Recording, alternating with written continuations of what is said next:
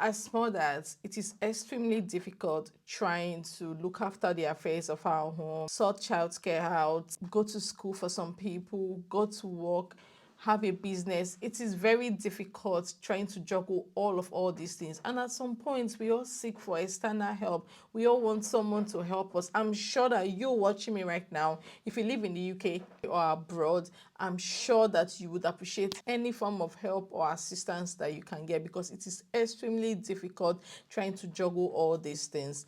But then where exactly do we draw the line? In as much as we need this help, I mean, we always appreciate it when we have someone help us, with domestic chores, look after the children. But then again, it must be done legally. It must be in full compliance of the law. Not joking, all my guys, them know me. Hello lovelies, what's up? Welcome back to my channel.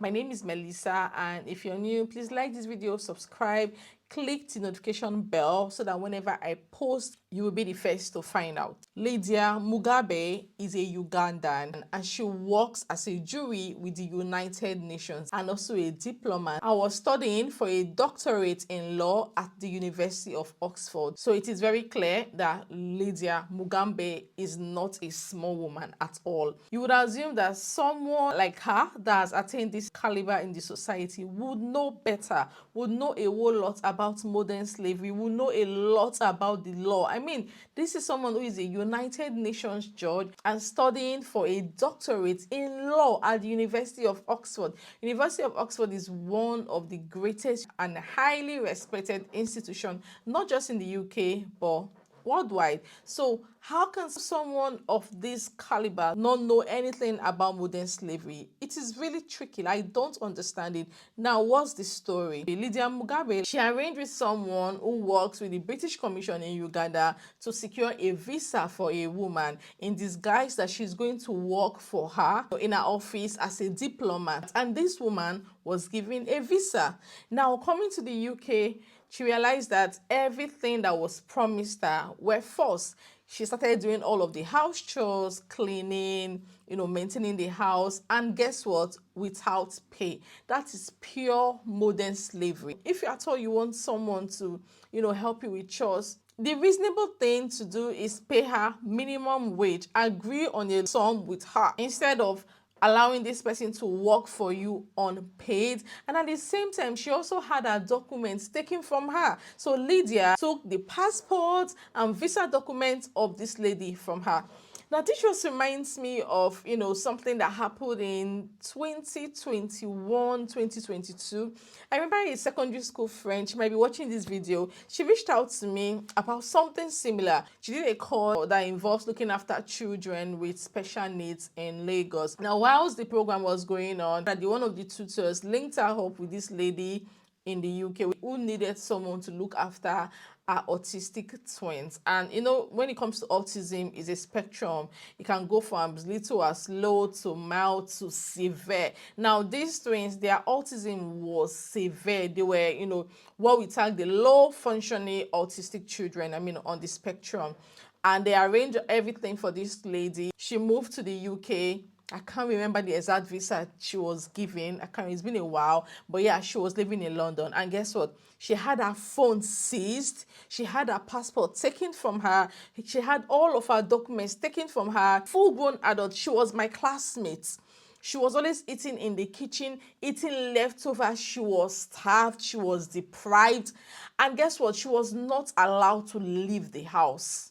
That's how bad it was. She didn't want to go back to Nigeria. She thought if she left the house or if she disobeyed this woman, she would be deported. She didn't really understand the law. And like I said, she did not even have access to a phone. So I think she was able to, find her phone from when the madam kept it. And she contacted me on Facebook because I was already a YouTuber at the time and I was doing a whole lot of things on immigration. So she felt I was the right person to talk to, telling me about her experience, and I was furious. I'm like, what? I don't understand. Like, this is happening to you in the UK, in London, not in Nigeria, not in Africa, in the UK, where everyone can exercise their rights, where modern slavery is not tolerated at all. So immediately I spoke to my husband about it because I didn't really know who to contact and all that. So immediately we started contacting. I gave her contact of Citizens Advice. I asked her to ring the police. We guided her through the entire process. I went on Google. At the time, I browsed a whole lot of information and I was just channeling all of them to her. And thankfully, she was able to get the police involved and they were able to arrest the woman. And I think they provided her an accommodation. Thankfully, she was not deported at all. And she was receiving, benefits for a while. She was not deported back to Nigeria. And she's currently going through the asylum seeker route. So guys, this thing is not new to me. The moment I saw this on the internet, my schoolmate story just rang a bell in my head. And I'm like, oh my goodness, I need to reach out to this lady to know, how she's faring. But I know she should be fine. So it is not even new. And I can say for a fact that they know how to pick their victims, because it's not everybody that will be able to condone this kind of a thing. Someone like me, I would ring the police straight away. I will find a way. There will be a way. So I think they always just know the kind of people they can mess about with. Now, how was the victim able to get help? Thankfully, this victim spoke to a friend, just the way my former schoolmate spoke to me. I mean, there's some kind of people that cannot even tolerate things like this. So she spoke to a friend who eventually notified the police, and trust the police, they swung into action, and this is the moment where she was arrested. I'm going to have to now arrest you on suspicion of keeping somebody in slavery and servitude under the Modern Slavery Act. So you don't have to say anything, but it may harm your defence if you do not mention when questioned something which later on in court. Officer, anything you do say may be used as evidence. All right. Sorry? I am a judge in my country. I even have immunity. I am not a criminal. You've got immunity in this country? Yes. I have a diplomatic passport. You're a diplomat? Yes. So we'll need to see that then. Yes. And then we'll need to speak to the embassy if you are a diplomat. I came here as a student. I don't need her to work for me. I didn't come with her. She asked me because she has worked at my home before. She asked me. You knew this lady was never going to work at your chamber, so why don't you just pay her?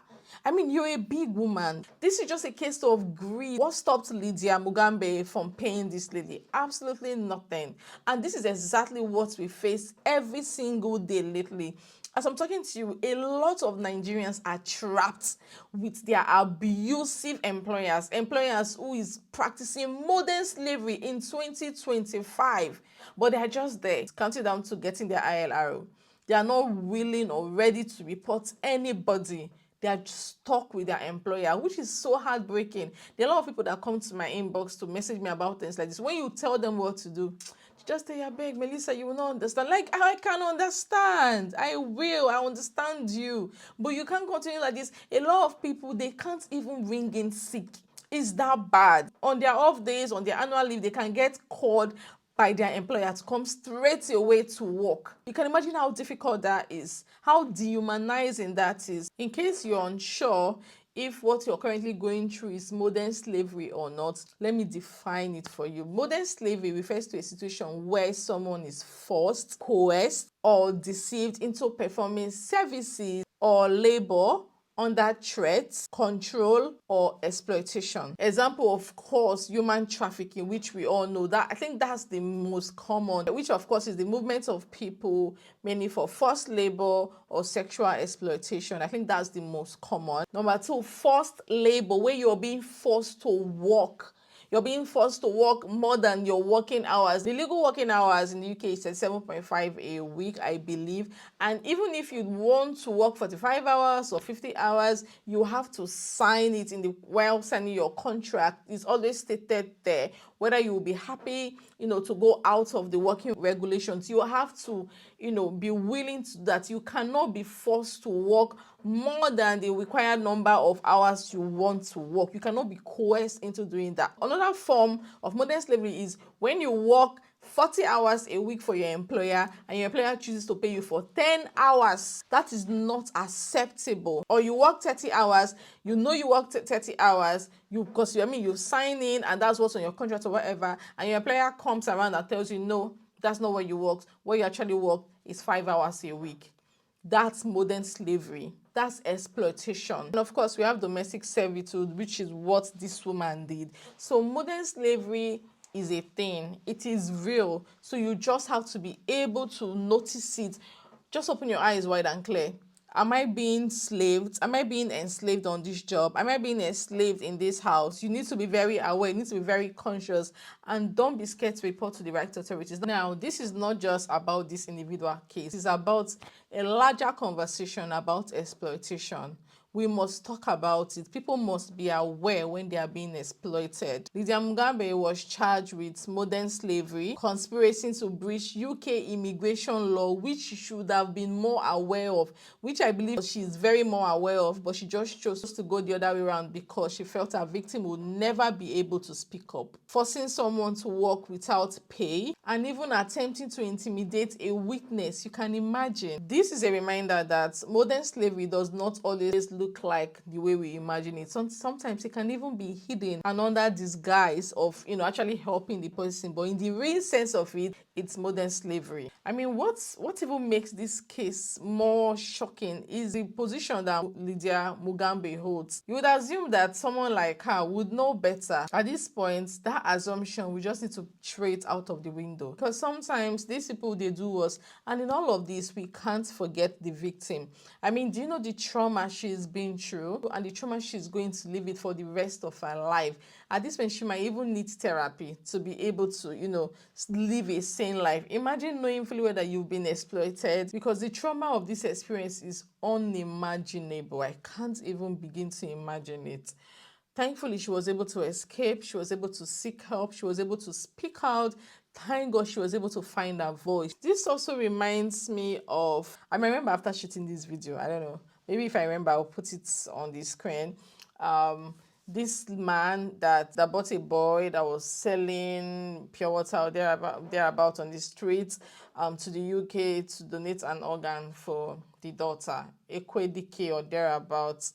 This Senator Ekwedike. It just shows that these people in power, they know the right thing, but sometimes they just choose to do whatever it is they want to do, thinking money is everything. Money can always cover their loopholes and everything. And it also exposes the darkness that lurks around most of these prestigious professions.